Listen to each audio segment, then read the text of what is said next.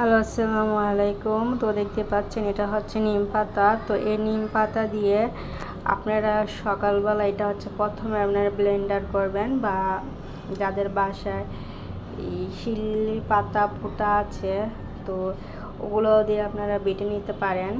তো দেখতে পাচ্ছেন এটা হচ্ছে আমি এখন এটা পাটাতে এটা এখন সুন্দরভাবে আমরা পাটাতে বাটবো।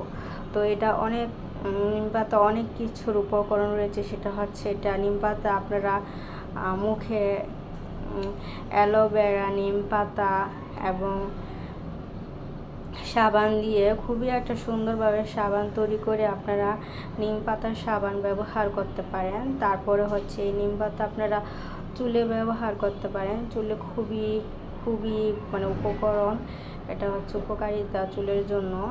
তারপরে হচ্ছে আপনারা এই নিম পাতা দিয়ে ছোট ছোট করে বড়ি বানিয়ে খেতে পারেন।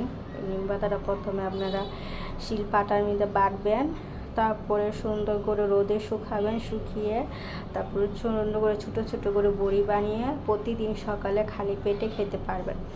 তারপরে হচ্ছে এটা নিম পাতার আপনারা শরবতও খেতে পারবেন। এটা আপনারা শিলপাটায় বেটে বা ব্লেন্ডার মেশিনে এটা সুন্দর করে মিক্স করে আপনারা সকালে শরবতের মতো সকালে খালি পেটে খেতে পারেন। তারপরে আচ্ছা, এটা রেগুলার খাওয়া যাবে না, যেহেতু এটা হচ্ছে নিম পাতা একটা ওষুধি জিনিস। তো এটা আপনারা 2 দিন পরে, 3 দিন পরে বা 1 সপ্তাহ পরে খেতে পারেন। তো দেখতে পাচ্ছেন নিম পাতার হচ্ছে অনেক উপকরণ থাকে। তো এই নিম পাতা দিয়ে আমি একটা সাবান বানাবো, নিম পাতার সাবান। তারপরে হচ্ছে এটা আমি শরবতের জন্য তৈরি করব। তো এটা আমি 2টা আইটেম তৈরি করব।